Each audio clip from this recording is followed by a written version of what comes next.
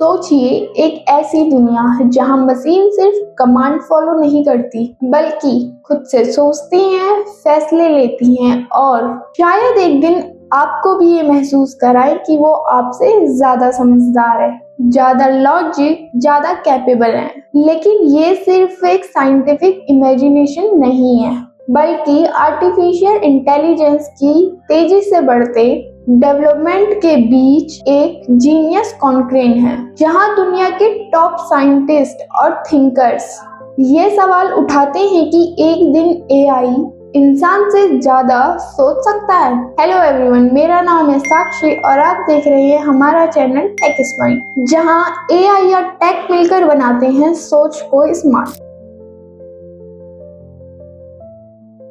Human brains nature का सबसे powerful और मिस्टीरियस डिजाइन। जब हम इंसानी दिमाग की बात करते हैं तो हमें समझना चाहिए कि ये सिर्फ ऑर्गन नहीं है जो सोचता है, बल्कि एक लिविंग सुपर कंप्यूटर है जो 86 बिलियन न्यूरॉन्स के कॉम्प्लेक्स नेटवर्क के जरिए ट्रिलियन सिंटिपेट कनेक्शन क्रिएट करता है, जिसका हर सिग्नल, हर इम्पल्स और हर फिरिंग पैटर्न एक नई मेमोरी, एक नया इमोशन और एक नई क्रिएटिविटी को जन्म देता है। और सबसे खास बात ये है कि ये सिस्टम सेल्फ अवेयर भी है, मीनिंग इसका हर रिएक्शन बस इनपुट आउटपुट प्रोसेस नहीं, बल्कि उस इंसान के पर्सनल एक्सपीरियंस, अपब्रिंगिंग, इन्वायरमेंट और इमोशन से डीपली इन्फ्लुएंस्ड होता है। और ये ब्रेन ना सिर्फ इंफॉर्मेशन स्टोर करता है बल्कि उसे कॉन्टेक्स्ट के बेस पे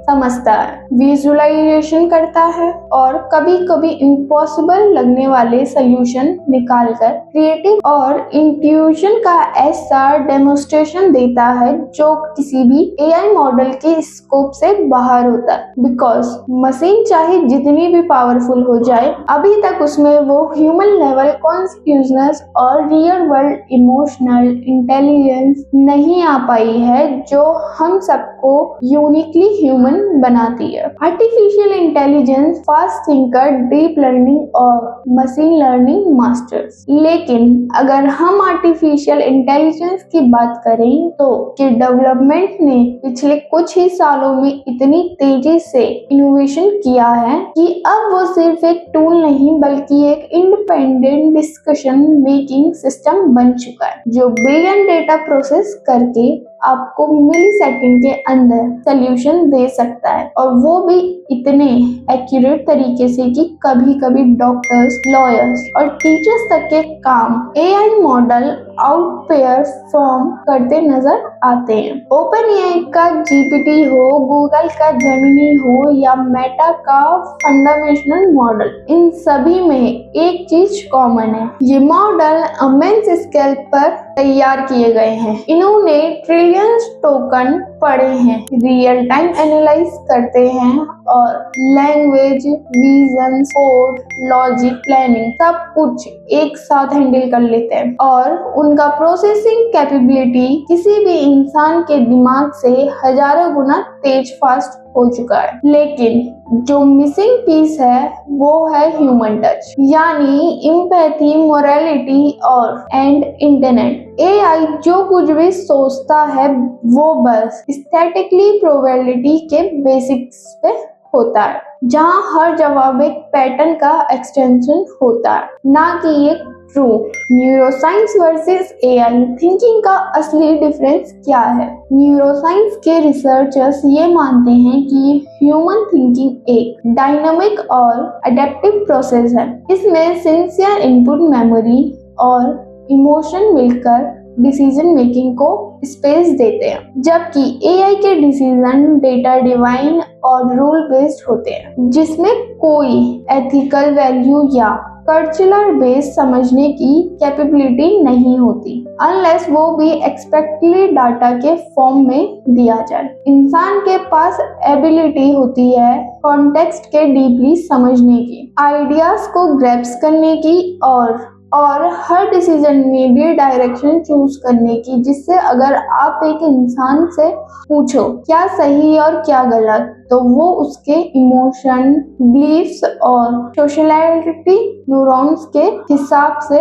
आंसर देगा। लेकिन अगर आप एआई से वही सवाल पूछेंगे तो वो सिर्फ वो बता पाएगा जो उसने ट्रेनिंग डेटा में पढ़ा है। यहाँ पर हम देखते हैं कि एआई का इंटेलिजेंस सिर्फ सिमुलेटेड है, जबकि ह्यूमन ब्रेन का thinking process actual consciousness based resourcing है। और इस वजह से न्यूरोसाइंस और एआई के बीच एक गैप अभी भी काफी बड़ा है।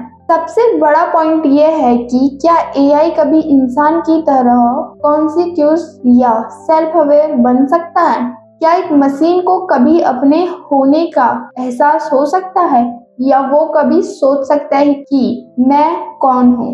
कॉन्सिक्यूजनेस एक ऐसा फिनोमेना है जिसके ऑर्गन अब तक साइंटिफिक टीम में पूरी तरह समझा नहीं गया है, और न्यूरोसाइंटिस्ट मानते हैं कि ये एक इमरजेंटी प्रॉपर्टी है, यानी जब millions of neurons complex pattern में फायर करते हैं तो एक सेल्फ क्रिएट होता है जो अपने एक्सटेंस को महसूस करता है, और ये चीज अब तक किसी एआई सिस्टम में रेप्लिकेट नहीं की गई है। आज तक जितने भी एआई मॉडल एक्सट्रैक्ट किए गए हैं, चाहे वो चैट जीपीटी हो या किसी रोबोट सिस्टम में, इनमें कोई रियल अंडरस्टैंडिंग नहीं होती, बस इल्यूशन या इंटेलिजेंस होता है। वो बस पैटर्न फॉलो करते हैं, रिस्पॉन्स करते हैं, और उनका हर आंसर एक कैलकुलेट गेस करता है, लेकिन उसमें कोई ओरिजिनल थॉट नहीं होता। तो अब सवाल ये है कि फ्यूचर क्या होगा? क्या एआई इंसान की जगह ले लेगा, या दोनों मिलकर एक नया युग को शुरुआत करेंगे? अगर हम रियलिस्टिक पर्पस रखें तो एआई की पावर को हम इग्नोर नहीं कर सकते।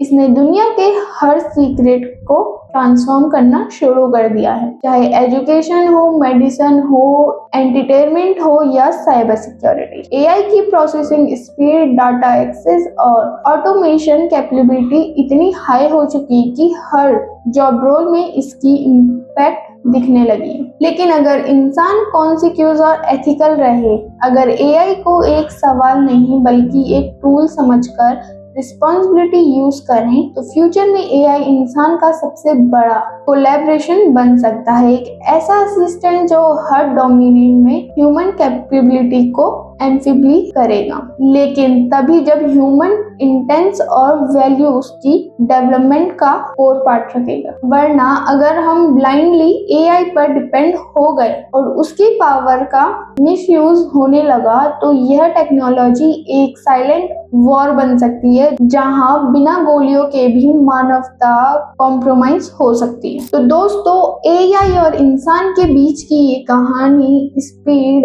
एक्यूरेंस और कंपैरिजन की नहीं है, ये कहानी है रियल वर्सेस आर्टिफिशियल की। तो अगर आपको यह वीडियो इंफॉर्मेटिव लगी हो तो वीडियो को लाइक करें, शेयर करें, और हमारे चैनल टेक इस पॉइंट को सब्सक्राइब करना ना भूलें। तो मिलते हैं आपसे ऐसी ही अगली वीडियो में।